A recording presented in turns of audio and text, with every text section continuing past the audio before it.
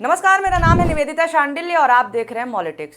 चौधरी चरण सिंह देश के ऐसे नेता जिन्होंने यूपी के 27,000 पटवारियों को एकदम से नौकरी से निकाल दिया। उसूलों के इतने पक्के कि मोरारजी देसाई की सरकार को सिर्फ इसलिए गिरा दिया क्योंकि उनकी सरकार में कुछ आरएसएस के सदस्य थे। जब प्रधानमंत्री बने तो एक थाने में किसान बनकर पहुंच गए, लेकिन संसद एक दिन भी ना जा सके। तो चलिए जानते हैं हम चौधरी चरण सिंह के बारे में और उनसे जुड़े कुछ किस्से कहानियों के बारे में तफसीर से जानते हैं और आखिर में ये भी जानेंगे कि आरएसएस से नफरत करने वाले चौधरी चरण सिंह को भारत रत्न देने के पीछे का मकसद क्या है। तो चलिए शुरू करते हैं चौधरी चरण सिंह की कहानी। चौधरी चरण सिंह का जन्म 23 दिसंबर 1902 में उत्तर प्रदेश के मेरठ जिले के नूरपुर में किसान परिवार में हुआ। इन्होंने 2023 में ग्रेजुएशन, 1925 में पोस्ट ग्रेजुएशन किया। आगरा यूनिवर्सिटी से उन्होंने लॉ की पढ़ाई पूरी की और 1928 में वकालत शुरू की। 1929 में मेरठ आ गए और बाद में कांग्रेस में शामिल हो गए। 1930 में गांधी जी के सविनय अवज्ञा आंदोलन में शामिल हुए और हिंडन नदी में नमक बनाया। चरण सिंह सबसे पहले 1937 में छपरौली से उत्तर प्रदेश विधानसभा के लिए चुने गए और 1946, 1952 और 1962 में विधानसभा में अपने निर्वाचन क्षेत्र का प्रतिनिधित्व किया। जून 1951 में उन्हें राज्य के कैबिनेट मंत्री के रूप में नियुक्त किया गया एवं न्याय तथा सूचना विभागों का प्रभार दिया गया। बाद में 1952 में ये डॉक्टर संपूर्णानंद के मंत्रिमंडल में राजस्व एवं कृषि मंत्री बने और यहाँ से शुरू हुआ इनका किसानों का मसीहा बनने का सफर। इनके ज्यादातर फैसलों में किसान शामिल होते थे। उन्हें ये पता था कि भारत में किसानों की तरक्की के बिना देश की असली तरक्की मुमकिन नहीं है। दरअसल अंग्रेजों के राज में जमींदार मजदूरों का शोषण करते थे। बड़ी संख्या में जमींदारों को अंग्रेजों का समर्थन प्राप्त था। जमींदारों, राजाओं, तालुकेदारों से ही अंग्रेज टैक्स वसूलते थे तो उन्हें संरक्षण भी खुलेआम देते रहे। 1947 में देश को आजादी मिल गई और अंग्रेज देश से जा चुके थे। पंडित जवाहरलाल नेहरू देश के प्रधानमंत्री बने और उत्तर प्रदेश के सीएम थे पंडित गोविंद बल्लभ पंत। किसानों के प्रति चरण सिंह के काम को देखते हुए उन्हें पंडित पंत ने कई जिम्मेदारियां सौंपी। उसी में से एक महत्वपूर्ण जिम्मेदारी थी जमींदारी प्रथा का खात्मा, जिसे चौधरी साहब ने बखूबी अंजाम दिया। 1 जुलाई 1952 को उत्तर प्रदेश ने जमींदारी प्रथा को उखाड़ फेंका। जमींदारी उन्मूलन कानून पास होने के बाद 1952 में उत्तर प्रदेश के 27,000 पटवारी आंदोलन करने लगे। दबाव बनाने के लिए पटवारियों ने सामूहिक इस्तीफा दे दिया। उन्हें लगता था कि इससे सरकार डर जाएगी, पर ऐसा हुआ नहीं। चौधरी चरण सिंह ने सभी का इस्तीफा स्वीकार कर लिया और इसके बाद नए पटवारियों की नियुक्तियां भी कर दी, जिसमें चौधरी चरण सिंह के प्रयास से ही 18% हरिजनों को भी इस पद के लिए चुना गया। फिर 1954 में भूमि संरक्षण कानून पारित हुआ। लाखों की संख्या में किसान रातों रात जमीन के मालिक हो गए। जिन लोगों ने अंग्रेजों के संरक्षण में हजारों बीघा जमीन पर कब्जा कर लिया था, उनसे जमीनें छीन करके उन गरीब किसानों को दे दी गईं जिनके पास जमीन थी ही नहीं, लेकिन वे जमीन को मजदूर के रूप में अपने खून पसीने से सींचा करते थे। मालिकाना हक मिलने से उनके चेहरे खिल गए। कृषि में तरह तरह की छूट, आर्थिक मदद के तरीके भी उन्हीं की ही देन है। फिर आया साल 1967। यूपी में कांग्रेस के सीबी गुप्ता ने सरकार बना ली तो चौधरी चरण सिंह को लगने लगा कि कांग्रेस में उनको पीछे छोड़ा जा रहा है और उस वक्त गैर कांग्रेसवाद की राजनीति भी खूब चल रही थी। तब सोचा गया कि अगर कांग्रेस का कोई नेता टूटकर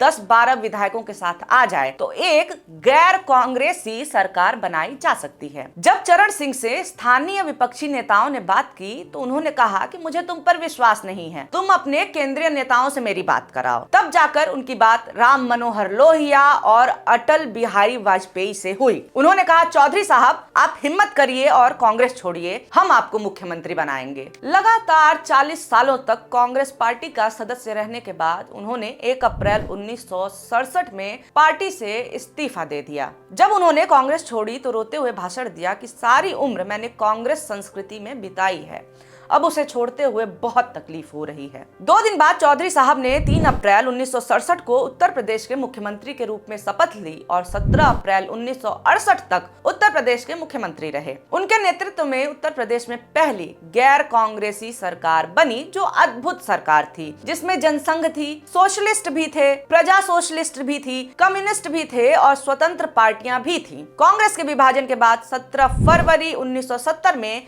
वह कांग्रेस पार्टी के समर्थन से दूसरी बार यूपी के मुख्यमंत्री बने। 2 अक्टूबर 1970 को राज्य में राष्ट्रपति शासन लागू कर दिया गया। इसके बाद 1971 के लोकसभा चुनाव में चौधरी चरण सिंह मुजफ्फरनगर लोकसभा सीट से चुनाव हार गए थे। उस चुनाव में उन्हें सीपीआई के विजय पाल सिंह ने 50,279 वोटों से हराया था। इसके बाद आपातकाल लगा और चुनाव टल गए। 1977 में जब चुनाव हुए तो चौधरी चरण सिंह मुजफ्फरनगर की जगह बागपत सीट से चुनाव में उतरे। इस चुनाव में उन्होंने 1,21,538 से बड़ी जीत दर्ज की। इंदिरा गांधी के आपातकाल के बाद मोरारजी देसाई के नेतृत्व में पहली गैर कांग्रेसी सरकार बनी और चौधरी चरण सिंह इसमें 1979 में वित्त मंत्री और उप प्रधानमंत्री रहे। इस दौरान राष्ट्रीय कृषि व ग्रामीण विकास बैंक की स्थापना की गई। इसी साल चरण सिंह के मोरारजी देसाई की सरकार से मतभेद हो गए। दरअसल चरण सिंह सरकार में शामिल जनसंघ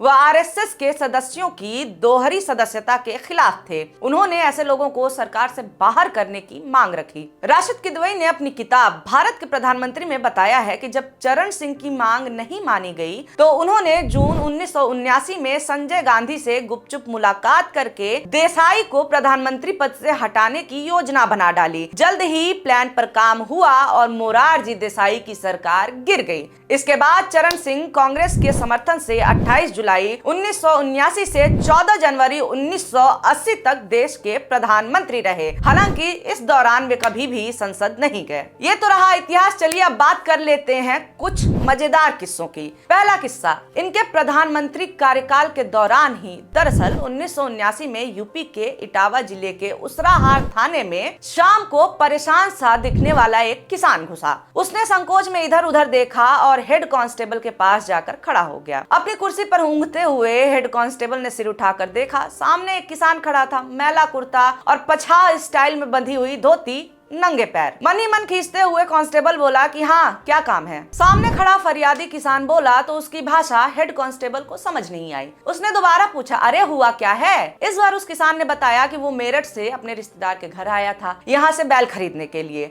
लेकिन राह में ही किसी ने उसकी जेब काट ली और पैसे चुरा लिए, लिहाजा उसे FIR लिखवानी है। इसके बाद हेड कांस्टेबल ने आंखें तिरछी करके पूछा कि मेरठ से इतनी दूर बैल खरीदने क्यों आया भाई? क्या सबूत है कि तेरी जेब किसी ने काटी ही है? हो सकता है कि कहीं गिर गई हो या फिर तूने दारू पी ली हो। अब घर वाली के डर के मारे तू चोरी का नाटक रच रहा है। कुल मिलाकर पुलिस वाला यही कह रहा था कि भाई तेरी FIR नहीं लिखने वाले हम। किसान रुआसा हो गया, एक कोने में जाकर के खड़ा होकर के कुछ सोचने लगा। तभी एक सिपाही ने उसे अपने पास बुलाया। दोनों में बातचीत हुई और तय हुआ कि अगर किसान कुछ खर्चे पानी का इंतजाम कर दे तो उसकी रिपोर्ट लिखवा दी जाएगी। सिपाही की इस बात पर किसान ने हामी भर दी और मुंशी ने FIR लिखनी शुरू कर दी। पूरा मामला लिखने के बाद मुंशी ने कहा, बाबा दस्तखत करोगे कि अंगूठा लगाओगे? किसान बोला, पढ़ा लिखा ना हूँ, अंगूठा ही टेकूंगा। मुंशी ने कागज किसान की तरफ सरकाया और स्याही वाला पैड भी बढ़ा दिया। मायूस से दिखने वाले किसान ने जेब में हाथ डालकर कुछ निकाला तो एक कलम और मुहर निकली। मुंशी जब तक कुछ समझ पाता उसने स्याही के पैड से मुहर पर स्याही लगाई और कागज पर ठोक दी। मुंशी ने कागज घुमाकर पढ़ा और मुहर लगी थी प्रधानमंत्री भारत सरकार। मुंशी जब तक कुछ समझ पाता किसान ने हाथ में थामे पेन से लिख दिया, चरण सिंह। अब इसके बाद तो थाने में जैसे भूकंप ही आ गया। पूरा का पूरा थाना हैरान रह गया कि देश के प्रधानमंत्री चौधरी चरण सिंह उनके थाने में किसान बन करके रिपोर्ट लिखवाने आए थे। बहरहाल जो कुछ भी हुआ उसे आधार बना करके पूरा का पूरा थाना ही सस्पेंड कर दिया गया। इससे पहले भी जब चौधरी साहब यूपी के CM थे तो उसी तरह से किसानों के वेश में थाने में और सरकारी दफ्तरों का असली हाल भांपने के लिए पहुंच जाते थे। चौधरी चरण सिंह बहुत ही सादा इंसान थे। 1967 में में जब वो यूपी के मुख्यमंत्री बने तो उनके पास एक ही गर्म शेरवानी थी और वो भी फटने लगी। एक दो जगह सुराख हो गए तो चौधरी साहब ने रफू के लिए उसे दर्जी के पास भेज दिया। मजेदार बात ये हुई कि चौधरी साहब की शेरवानी दर्जी से खो गई। स्टाफ को ये पता चला तो सब घबरा गए। खैर, जाकर चौधरी साहब को बताया गया तो उन्होंने कहा कि दर्जी पर गुस्सा करना ठीक नहीं है, दूसरे सिलवा लेते हैं। ये शेरवानी जो कि 1967 में सिली गई, उसको उन्होंने 1978 तक पहना, यानी कि 11 साल तक। चरण सिंह की शेरवानी का ये किस्सा राजेंद्र सिंह ने एक और कबीर नाम की किताब में लिखा है। एक और किस्सा साल 1980 का है, जब यूपी में विधानसभा चुनाव हो रहे थे। फैजाबाद के एक युवा नेता गोपीनाथ वर्मा चौधरी साहब के पास पहुंचे। उन्होंने कहा कि प्रदेश अध्यक्ष ने मेरी जगह एक शराब कारोबारी का नाम टिकट के लिए तय कर दिया है। चौधरी साहब ने प्रदेश अध्यक्ष रामवचन यादव से गोपीनाथ वर्मा का नाम काटने की वजह पूछी। रामवचन यादव बोले, चौधरी साहब, शराब कारोबारी ने पार्टी को 9 लाख का चंदा दिया है, अब टिकट नहीं दे तो क्या करें। चौधरी साहब ने गुस्से में जवाब दिया कि हम किसी शराब कारोबारी को नहीं लड़ाएंगे, जा करके उसके 9 लाख लौटा दो। जिसके बाद से शराब कारोबारी के पैसे लौटा दिए गए और उसका टिकट काट दिया गया। ऐसे ही थे चौधरी चरण सिंह, जिनकी बातें और काम में कोई दुराव नहीं था। जो कहते थे वो किया भी करते थे। चलिए अब अपने आखिरी सवाल के जवाब को भी जान लेते हैं। देखिए, वर्तमान सरकार ने इस वर्ष 5 भारत रत्न दिए हैं। कर्पूरी ठाकुर, लाल कृष्ण आडवाणी, चौधरी चरण सिंह, पीवी नरसिम्हा राव और MS स्वामीनाथन। भारत रत्न देने का एक नियम है और इसके कुछ सिद्धांत हैं। मिनिस्ट्री ऑफ होम अफेयर्स यानी कि गृह मंत्रालय की वेबसाइट पर लिखा है कि भारत रत्न एक वर्ष में ज्यादा से ज्यादा 3 ही दिए जा सकते हैं, इससे ज्यादा नहीं दिए जाते। लेकिन यहाँ पर इस वर्ष 5 दे दिए गए हैं। भारत रत्न को प्रधानमंत्री की सलाह पर राष्ट्रपति देते हैं, मगर यहाँ तो सीधे सीधे प्रधानमंत्री जी ही घोषणा कर रहे हैं कि किसको मिलेगा ये पुरस्कार। मैं ये नहीं कह रही हूँ कि चौधरी चरण सिंह भारत रत्न के हकदार नहीं है, लेकिन यहाँ पर भारत रत्न का प्रयोग वोट बैंक के लिए किया जा रहा है। भारत रत्न देश का एक प्रतिष्ठित पुरस्कार है, इसलिए इसको देने में सरकार को नियम और सिद्धांतों का पालन करना चाहिए। सरकार को इसे पॉलिटिकल टूल बनाने से बचना चाहिए। खैर, तो ये वीडियो अगर आपको अच्छा लगा हो तो लाइक जरूर कर दें, और हाँ, आपके पास इसी तरह से रोचक किस्से और अच्छी खबरें पहुंचते रहें, इसके लिए मॉलिटिक्स को सब्सक्राइब जरूर कर दें। बहुत शुक्रिया, बहुत धन्यवाद।